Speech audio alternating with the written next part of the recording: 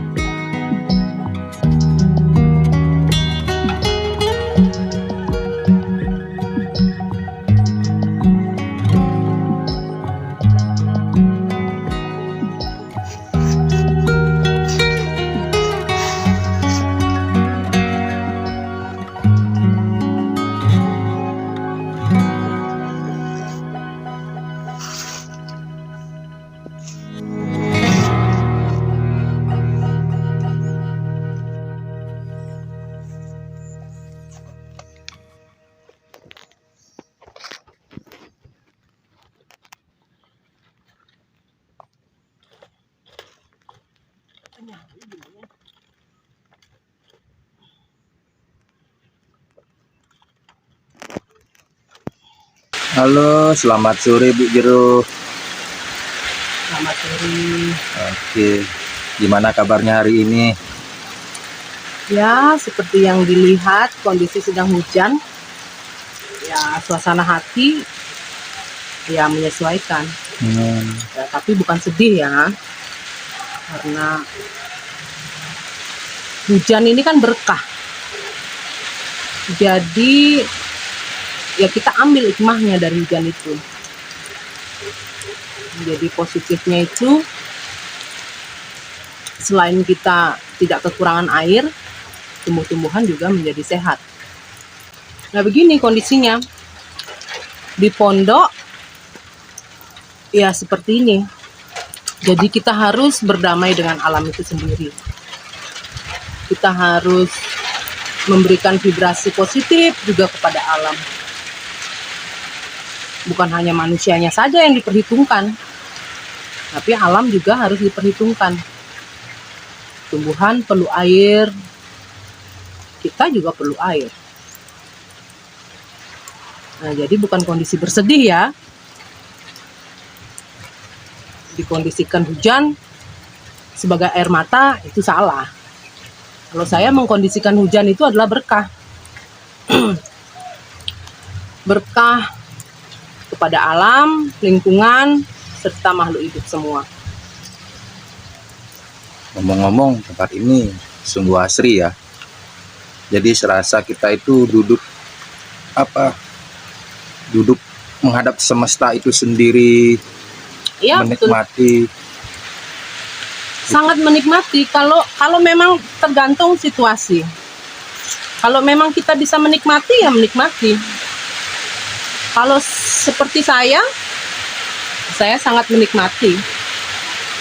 Karena kita ini hidup kan dalam dua musim. Musim hujan dan musim kemarau.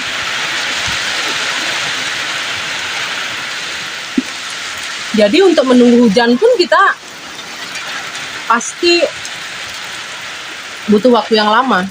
Ya. Setelah pergantian dari musim kemarau.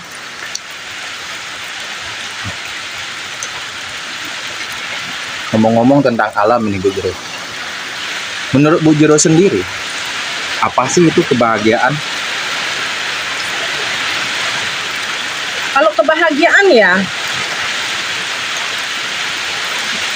seperti sekarang ini dalam kondisi hujan. Biasanya orang-orang kan takut tuh sama hujan. Ada yang bilang nanti sakit lah, nanti apa begitu, ada yang bilang pusing dan sebagainya. Sebenarnya itu bukan suatu kendala yang bikin kita bersedih. Jadi kondisi itu, ini kan hujan. Orang bilang, kebanyakan orang takut hujan itu sudah suatu sugesti sebenarnya. Jadi akhirnya memblok kebahagiaan itu sendiri dengan sugesti itu. Karena banyak orang yang takut sama hujan. Padahal kalau dihitung-hitung, kita mandi dengan apa? Membersihkan diri dengan apa? Dengan air. Dengan air kan? Ya. Nah, iya. Sedangkan air itu bersumber dari air hujan itu sendiri. Hujan diresapi oleh tanah, akhirnya disuling oleh tanah dengan alami, menjadi air yang layak kita konsumsi dan kita pakai sehari-hari. Semuanya berasal dari hujan. Jadi kalau sugestinya hujan itu adalah faktor yang membuat hatimu bersedih, itu salah sebenarnya. Karena sugesti itu ada di sini. Sugesti itu, jika kamu mensugestikan dirimu bersedih karena hujan, ya kamu akan bersedih. Tapi kalau kamu bisa mensugestikan dirimu bahwa hujan itu adalah suatu berkah yang dirasakan oleh alam dan makhluk sekitar, ya semuanya kebahagiaan itu akan timbul.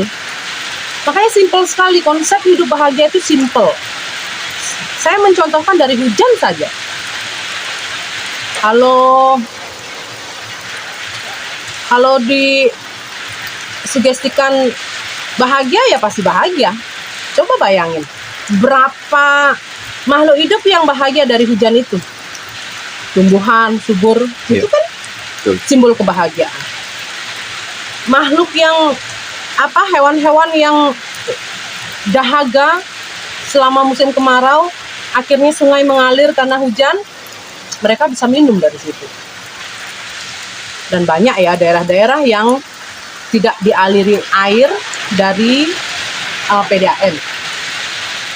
Jadi dia menampung air hujan dengan membuat palung, dengan membuat bendungan, dengan membuat penampungan. Kalau di rumah-rumah itu ya, membuat penampungan. Jadi air hujan itu dipakai sehari-hari, buat minum, buat mandi, buat nyuci. Itu kebahagiaan mereka. Tanpa hujan mereka tidak bahagia karena mereka tidak memiliki air. Simple hidup bahagia kan. Makanya jangan rumit-rumit kalau mendeskripsikan tentang kebahagiaan itu. Nah, balik lagi nih. Menurut Bu Jeromade, apa sih yang bisa membuat seseorang itu bahagia? Nah, kembali lagi ya ke sini ini ya. Jadi faktor mindset sendiri. Mindset yang bisa menimbulkan rasa sedih, rasa bahagia. Nah, itu ada di dalam diri. Karena kebahagiaan itu tidak datang dari luar. Tidak pernah kebahagiaan itu datang dari luar. Mereka hanya faktor pendukung. Nah, yang membawa itu kita di sini. Di sini masuk ke hati. Jadi sesuatu yang membuat kita bahagia ya, kalau saya jabarkan secara sederhana. Kita seperti sekarang nih, situasi kondisi hujan di pondok. Ini, saya menemukan kebahagiaan saya dengan mendapatkan ini ya. Ini tumbuh secara alami. Tanpa saya harus memelihara. Bagaimana kebahagiaanmu tumbuh di saat kamu memetik buah ini dengan manisnya, dengan ranumnya. Kita bisa mendapatkan manfaat dari buah ini, karena buah ini banyak sekali manfaat kesehatannya ya. Nah, jadi untuk menimbulkan konsep bahagia dengan cara itu, kita pendam, simpan di dalam hati, masukkan ke alam bawah sadar kita ya, bahwa kita baru saja mendapatkan suatu kebahagiaan. Nah, di saat kita misalkan mendapatkan masalah, misalkan kita balik lagi, kita rasakan a feeling yang kita saat memetik pohon, memetik buah yang sudah matang. Bagaimana perasaan bahagia itu? Pasti kita ini ya, sesuatu yang memang sulit ya. Kalau kita backlash itu memang sulit. Tapi coba deh kita istilahnya ingat-ingat lagi di saat kita memetik buah itu, bagaimana perasaan bahagia itu. Seketika nanti perasaan yang sedih yang kita dapatkan tadi itu pasti di-cover oleh perasaan bahagia yang bisa mengalahkan perasaan sedih itu. Jadi sebenarnya nggak perlu terlalu rumit ya untuk mencari konsep bahagia. Makanya tergantung dari mindset sendiri. Kalau kamu larut dalam kesedihan, efek apa yang akan terjadi pada dirimu? Banyak sekali. Efeknya stres, sakit sudah pasti pusing kan biasanya, vertigo. Nah, kenapa kalau sudah efek itu terjadi ya, efek sakit itu akan tumbuh dalam kondisi kita bersedih.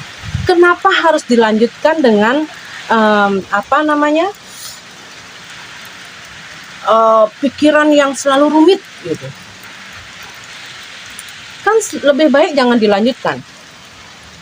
Jadi kita cari sesuatu yang membuat kita senang, yang membuat kita bahagia. Jadi simpel sekali konsep bahagia itu. Semua tergantung dari mindset masing-masing, pola pikir masing-masing. Benar juga sih. Jadi apakah kebahagiaan itu merupakan tujuan hidup yang sebenarnya?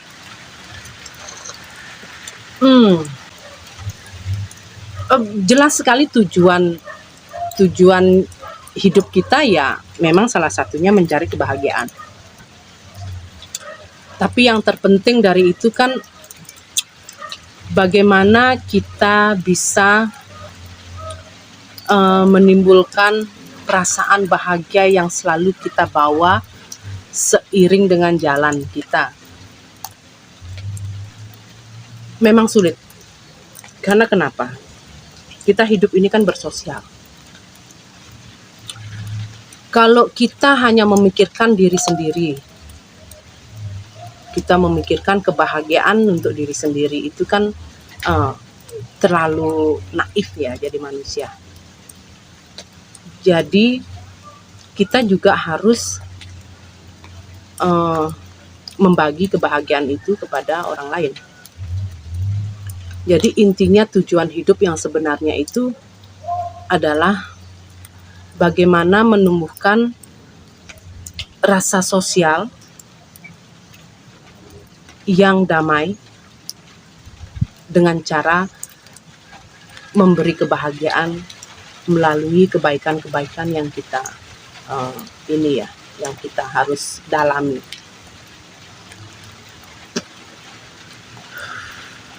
Karena kalau kita hanya menuju kepada kebahagiaan diri sendiri, ya ujung-ujungnya ya nonsen juga.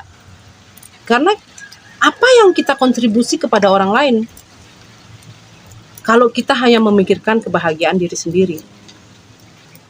Ya tidak mencapai tujuan akhirnya. Tujuan hidup ya tidak akan tercapai.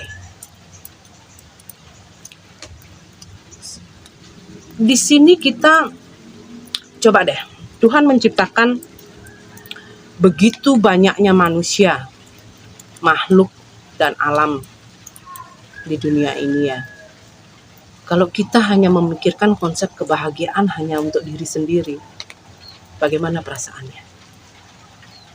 Sekarang saya balik tanya, bagaimana perasaan Anda kalau hanya berjalan sendiri tanpa menghiraukan alam, tanpa menghiraukan makhluk sosial lainnya?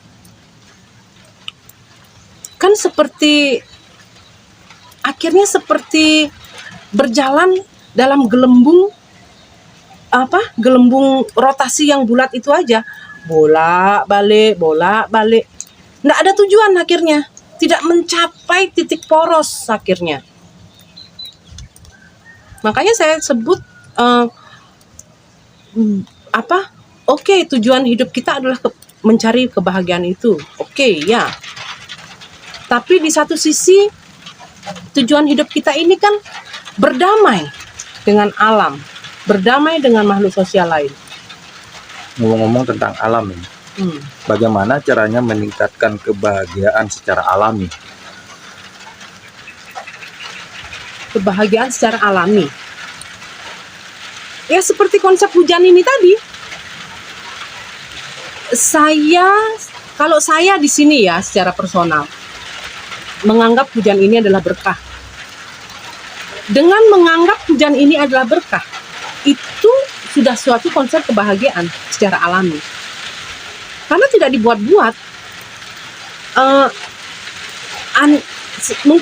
Mungkin contohnya begini, kalau dibuat-buat itu kan seperti padahal sudah merasa sedih karena tidak bisa kerja, tidak bisa mencari uang karena hujan. Sebenarnya kan bukan itu permasalahannya. Kita manusia yang punya akal budi. Kita manusia yang punya akal budi yang luas sekali.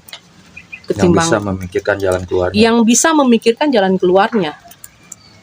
Jadi hujan itu sebenarnya tidak suatu kendala yang membuat kita tidak jadi bekerja sebenarnya. Kita masih bisa membeli payung, kita masih bisa pakai jas hujan, atau kita bisa ngemper untuk ini. Berarti kembali ke mindset lagi ya? Iya, kembali ke mindset. Kalau misalkan pembelinya nggak datang misalkan, nah iya. Kenapa begitu? Karena mereka takut dengan air sebenarnya. Yang mereka takutkan itu sebenarnya apa sih gitu loh. Padahal air itu kan berkah. Semua berasal dari air. Kita mandi pun pakai air. Kenapa harus mindsetnya kena air hujan harus sakit? Padahal dalam usada kuno ada teori yang mengatakan terapi air hujan. Ya, pernah dengar. Iya, terapi air hujan itu yang langsung jatuh dari langit dan mengguyur tubuh kita itu ada beberapa titik yang akan disembuhkan. Seperti migrain contohnya, migrain dan sakit lainnya. Tapi kalau dilihat secara penyembuhan skala juga bisa, penyembuhan modern juga bisa. Ya itu tadi, migrain itu bisa. Karena kenapa? Hujan-hujan yang jatuh dari langit itu, yang rintik-rintik di tubuh kita, di atas kepala kita, itu istilahnya mendetok dan memberi akupresur sendiri pada tubuh kita. Jadi kalau bagi saya itu salah ya, hujan bisa menyebabkan sakit, ya enggak. Oke, Iya, saya punya anak pun saya kasih hujan-hujanan. Balik lagi nih, apakah konsep kebahagiaan itu bisa dipelajari atau diajarkan? Bisa dipelajari sebenarnya. Kalau diajarkan itu hanya faktor pendukung. Seorang guru, seorang mentor tentang motivasi itu hanya sebuah wadah yang mensupport, mendukung kita. Tapi intinya sendiri kan ada di sini lagi. Di hati, di mindset, pola pikir. Andai pun pola pikirmu tidak pernah bisa benar ya, mentor sesakti apapun, guru sesakti apapun, sehebat apapun, tidak akan bisa menyembuhkan ya penyakit seperti itu. Namanya mentor ya, mentoring artinya membimbing ya. Bukan seperti layaknya orang yang bisa mengabulkan, dia hanya membimbing sebenarnya. Betul. Sama dengan guru di sekolah. Guru di sekolah itu luar biasa sebenarnya. Karena beliau harus mendalami berbagai bidang. Nah, murid-murid itu kan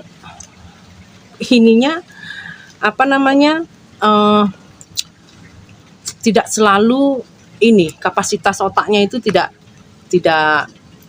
maksudnya memiliki kapasitas yang berbeda. Jadi begitu banyak bidang yang dia pelajari, dan ada 1-2 orang murid yang bisa sukses dalam itu. Ya, itu dia nggak pintar ya. Dia nggak pintar di sekolah. Dia nggak pintar di sekolah dalam akademi itu kan. Jadi dia bisa merasuki semua konsep-konsep yang diajarkan oleh gurunya. Nah, yang sekian puluh anak ini yang masih keterbelakang ini kan susah untuk bisa masuk ke dalam bidang-bidang tersebut. Tapi bukan berarti dia itu tidak mampu di sekolah. Belum tentu. Karena di luar itu jangkauan mereka berbeda. Karena kan kapasitas otak itu berbeda-beda. Ya, setuju. Sama seperti itu konsepnya tentang seorang guru yang bisa membimbing dan memiliki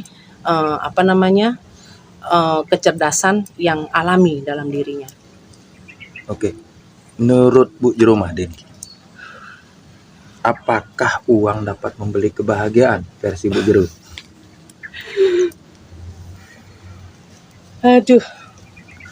Sebenarnya kalau secara realita ya, uang itu kan rajanya dunia.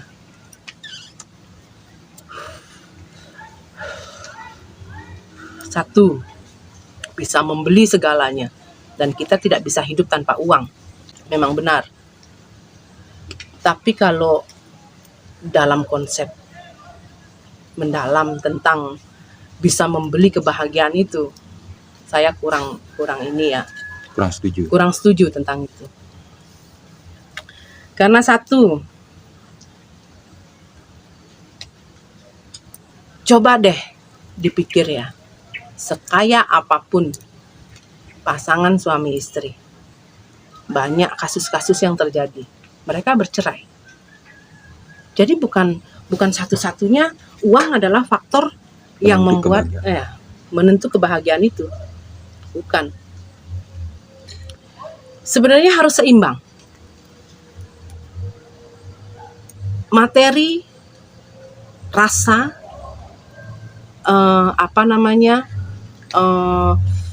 gejolak gitu ya, itu tuh harus seimbang.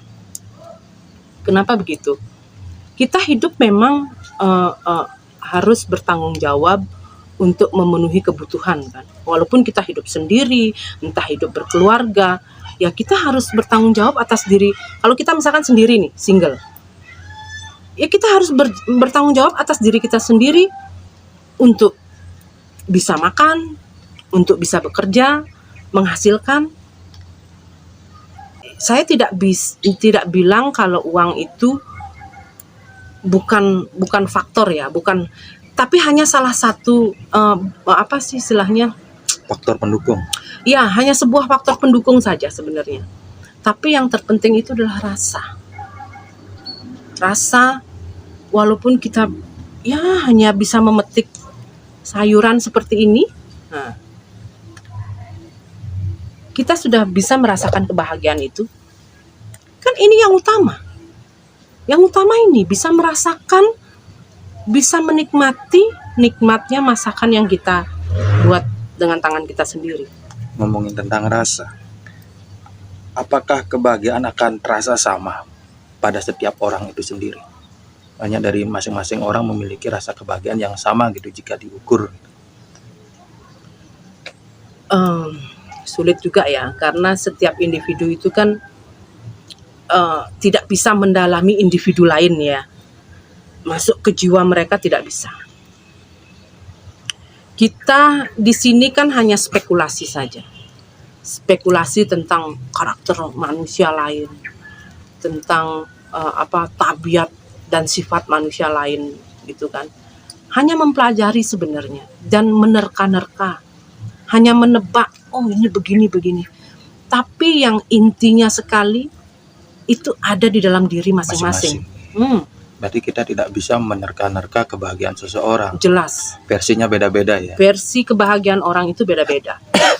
Jadi seperti saya di sini, dengan cara saya mondok seperti ini, menatap hijau dedaunan yang diterpa oleh hujan, itu bagi saya suatu kebahagiaan. Tapi ada orang juga yang memang kebahagiaannya dengan bergelimang harta, dengan hidup mewah. Makanya kita tidak bisa menilai secara mendalam ya. Kita tidak bisa masuk ke penilaian ke diri individual orang-orang yang berbeda. Jadi menurut Bu Juru, tidak bisa. Ngomongin tadi bergelimang harta. Jadi apakah kebahagiaan itu terkait dengan kesuksesan? Kesuksesannya dalam bentuk apa dulu? Karena kesuksesan juga beda-beda. Jadi kesuksesan itu tidak selalu bisa dinilai dengan kelimpahan harta yang dia dapat sebenarnya. Kesuksesan itu kan sesuatu yang dibentuk dari pencapaian kan. Jadi pencapaian orang itu kan berbeda-beda. Tidak selalu diukur dari segi materi. Kalau misalkan kesuksesan itu dalam bentuk bisnis misalkan, biasanya di situ kan banyak faktor yang mendukung. Dengan kolega, dengan link-link yang bisa dia tebarkan, dengan link bisnisnya ya. Terus banyak teman yang mendekat dalam kesuksesan bisnisnya itu. Ya memang seotomatis kan pundi-pundi juga akan mendekat juga sebenarnya. Tapi intinya kan bukan pundi-pundi itu. Intinya kan dia bisa menyebarkan bisnisnya itu ke seantero penjuru. Bagaimana dengan mereka yang artinya tidak bergerak di bidang bisnis? Iya, biasanya kalau pada umumnya ya, kesuksesan itu dinilai kan dalam bidang bisnis. Di kalangan orang banyak kita tidak memungkiri kan, dan kita tidak boleh ini ya, apa istilahnya, munafik tentang itu. Nah, kalau di bidang lain selain bisnis, misalkan kesuksesan seperti contoh sehari-hari, kesuksesan dengan mendidik anak, misalkan kesuksesan berumah tangga yang selalu bahagia, damai, itu juga sebuah kesuksesan, sebuah pencapaian yang memang diidam-idamkan. Memang tidak selalu dalam faktor bisnis ya, tapi kalau dilihat dari dilihat dari perspektif umum, biasanya kesuksesan itu kan dinilai dari seberapa besar bisnis yang dia capai. Nah itu, coba deh tanya deh sama orang-orang, kamu sudah sukses belum di rantau? Oh iya, saya sudah punya 3 toko sekarang, udah berkembang. Nah itu kan kesuksesan dalam bisnis.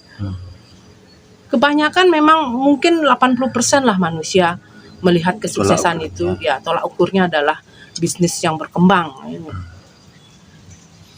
Oke, sekarang versi Bu Jero nih, faktor-faktor apa saja sih yang mempengaruhi kebahagiaan itu sendiri?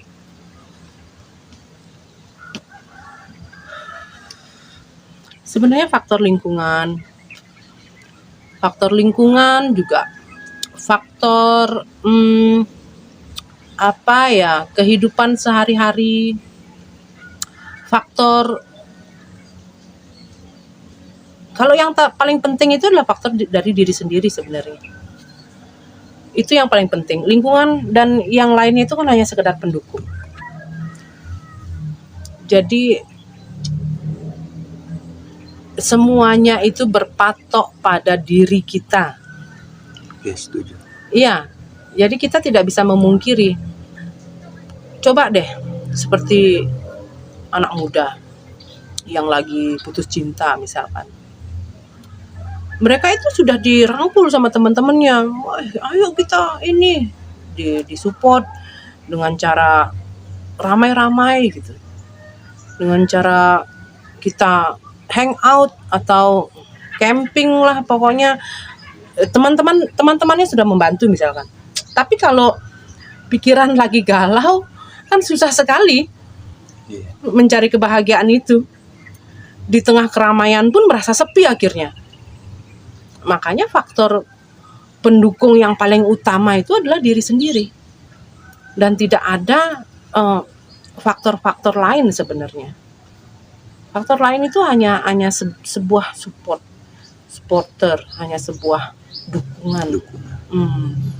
Oke, pertanyaan terakhir nih Bu Jero sebelum Bu Jero melakukan aktivitasnya lagi. Mohon maaf tadi sudah mengganggu aktivitasnya. Oke. Bagaimana cara mengatasi rasa tidak bahagia atau kesedihan yang berkepanjangan?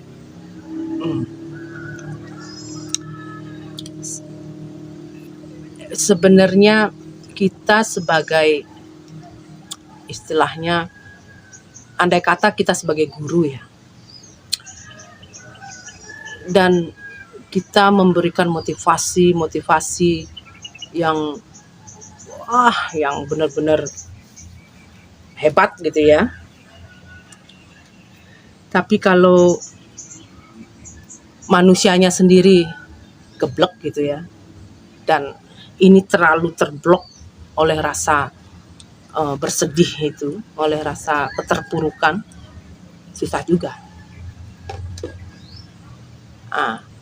Kalau pengalaman saya, karena setiap hari juga saya menerima konsul tentang hal-hal seperti itu. Walaupun melalui online misalkan, mereka bertanya begitu. Saya menerangkan sudah luar biasa sebenarnya. Maksudnya sudah mendalami sekali, memasuki jiwanya sekali untuk memberi motivasi yang bisa membuat mereka berdamai ya. Itu tidak sepenuhnya saya bisa memberikan konsultasi yang bisa menyembuhkan sebenarnya. Saya jujur. Jadi di sini saya tidak munafik ya. Karena kenapa? Kejiwaan orang itu kan berbeda-beda. Kejiwaan orang itu ada yang mudah sekali dirangkul, ada yang sulit juga. Gitu. Jadi selama saya mendalami ini tentang konseling ke dalam diri, itu tidak sepenuhnya saya bisa rangkul sebenarnya. Karena ada beberapa orang yang memiliki mental block. Nah, emang di sini yang perlu disembuhkan itu adalah mental blocknya. Jadi saya berusaha mensugesti, masuk ke alam bawah sadarnya, terus saya mendalami apa permasalahannya, dan saya mencoba untuk memberikan motivasi yang akan melekat di dalam alam bawah sadarnya itu. Jadi kalau bisa dibilang suatu brainwash, mungkin itu boleh ya, maksudnya bisa dikatakan suatu brainwash begitu.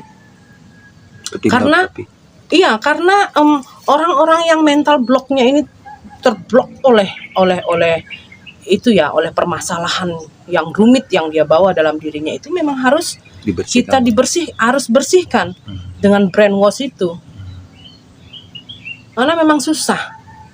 Tapi kalau orang-orang yang mentalnya itu kita bisa rangkul, kita bisa dalami, itu nggak perlu brainwash. Karena itu tumbuh alami. Jadi memang ada sulit, ada mudahnya sebenarnya. Pengalaman saya seperti itu, ya ada beberapa orang yang memang belum bisa saya sembuhkan sampai sekarang, tapi saya tetap mencoba. Tetap mencoba untuk terus memasuki alam bawah sadarnya dengan cara mensugesti dan memberikan brainwashing seperti itu ya. Jadi kayaknya itu kan perlu terapi khusus seperti masuk ke alam alpha, theta dulu. Iya, betul. Dia bisa. Makanya di sini saya metode-metode yang saya lakukan itu adalah dengan cara bagaimana saya bisa memasuki ke alam bawah sadarnya itu dengan melatih dia untuk bermeditasi. Meditasi simple, meditasi hanya perenungan diri, hanya duduk terdiam tanpa harus memiliki pikiran yang ruwet, mengosongkan pikiran. Nah, di saat pikirannya sudah kosong itu sebenarnya sesuatu hal yang mudah untuk dimasuki ya, untuk memberikan sugesti. Biasanya misalkan terhadap anak nih, anak yang tantrum, anak yang memang susah sekali untuk diberi edukasi secara lisan ya. Itu dengan cara di saat kita tidur dengan anak mulai mengalami gelombang theta itu. Alpha, theta. Iya, memasuki gelombang theta. Nah, dari situ kita bisa memberikan sugesti-sugesti. Ya, sama dengan membrainwash juga sebenarnya. Jadi kita memberikan sugesti-sugesti dengan cara damai, dengan cara kebaikan, apa yang bisa kita beri edukasi kepada anak itu. Oh, ingat saya dengan cerita kisah-kisah dahulu ya. Artinya ibu-ibu kita atau nenek-nenek kita ketika meninabobokan anak atau cucunya selalu melalui dongeng yang baik-baik. Jadi mirip. Tindakan-tindakan yang terjadi di dongeng itu otomatis menjadi bahan acuan dia ketika bertindak ya. Ya, betul sekali. Jadi makanya nenek kita dulu ya, zaman dulu itu pinter sekali dengan cara mendongeng. Tapi sekarang sudah tidak ada dongeng ya. Ada cuma Sudah. orang kita udah malas-malas Iya, cuma sekarang dongeng itu kan dengan cara buku, dengan cara membaca. apalagi media sosial sekarang tinggal nonton. Iya, dengan cara menonton gitu. Tapi itu kurang masuk ke alam bawah sadar sebenarnya. Karena perlu touching sendiri. Iya, kalau kita bisa langsung bercerita, ya, Sambil telling mengelus, story ya. Telling story langsung dengan lisan sambil mengelus, karena ini kesaktian kita. Tangan ya. Tangan itu adalah kesaktian kita. Energi itu kita bisa transfer melalui tangan. Nah, kita bisa mengelus di saat anak tertidur dengan cara dongeng atau mensugesti, memasukkan kata-kata baik dalam Kata-kata yang tidurnya, positif ya. kata-kata yang positif dalam tidurnya. Itu saya yakin anak itu akan mengalami perubahan yang drastis setelah usianya mulai berbaur sama sosial. Oke deh Bu Jero, terima kasih atas waktunya. Mohon maaf sudah mengganggu kegiatannya.